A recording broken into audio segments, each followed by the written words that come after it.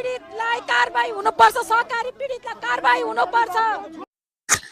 तपाईँले त्यो कारबाही चाहिँ जसले गर्न मलाई त्यसले गर्नु, म चाहिँ केही पनि भन्दिनँ तपाईँलाई। र अनि तपाईँले चाहिँ पार्टी खोल्नु भएको रहेछ, तपाईँलाई शुभकामना, तपाईँलाई पनि तपाईँको पार्टीलाई पनि। र अनि अर्को कुरा, अनि यो चाहिँ यो पार्टी खोलेर चुनाव लाउनु भएको रहेछ, तपाईँको भिजन चाहिँ के हो मलाई थाहा छैन, तर तपाईँले बोले होला, मैले सुनेको छैन, त्यो हो। र अनि अहिले चाहिँ पार्टी खोल्नेको सङ्ख्याहरू चाहिँ धेरै बढ्दै गएको छ है, पार्टी खोल्नेको सङ्ख्याहरू धेरै बढ्दैछ। अझै पनि खोल्ने कसको विचार होला के थाहा होइन, सार्वजनिक रूपमा नभनेको होला होइन।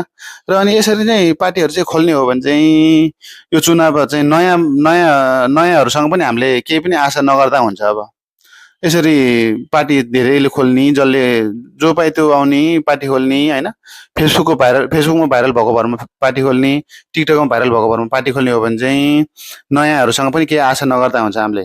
र अनि पुरानो पार्टीहरू त आज कति वर्ष चुनाव जितेर आएको पार्टीहरूलाई त धौधौ भएको छ चुनाव जित्नलाई, कसरी लड्ने, कहाँ गएर लड्ने भएको छ। हामी चाहिँ अनि यो फेसबुकमा 2-4 दिन भाइरल भएको भरमै आउने पार्टी खोलिदिने होइन, त्यो चाहिँ भएन है। यसले चाहिँ हाम्रो देशको यो संविधानको इज्जतै नगरे जस्तो भयो क्या हामीले नै। अनि अर्को कुराहरू, यसरी मन लाग्दी पार्टी खोलिदिएपछि कोही व्यक्ति, राम्रो व्यक्तिले जित्ने सम्भावना भएको व्यक्तिहरूले पनि हार्ने चान्स चाहिँ धेरै हुन्छ। त्यही भएर चाहिँ यो पार्टी खोल्ने कामलाई चाहिँ रोक्नु पर्छ जस्तो लाग्यो मलाई। पार्टी धेरै भयो, यो काम भएन क्या यो। त्यही भएर चाहिँ भोट त विचार गरेर दिने हो जसलाई दिए पनि, तर यसरी धेरै पार्टी खोलिदिएपछि चाहिँ भोट बाँडिन्छ, त्यो हो। त्यही भएर चाहिँ हामीले नै कन्फ्युज चाहिँ नपारिदिनु होला भन्न चाहन्छु है। यसले चाहिँ